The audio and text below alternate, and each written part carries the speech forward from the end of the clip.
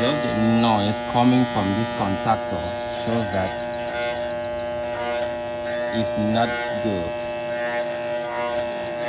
It's not good. So we're gonna replace this contactor as well to eliminate this noise. This is the contactor.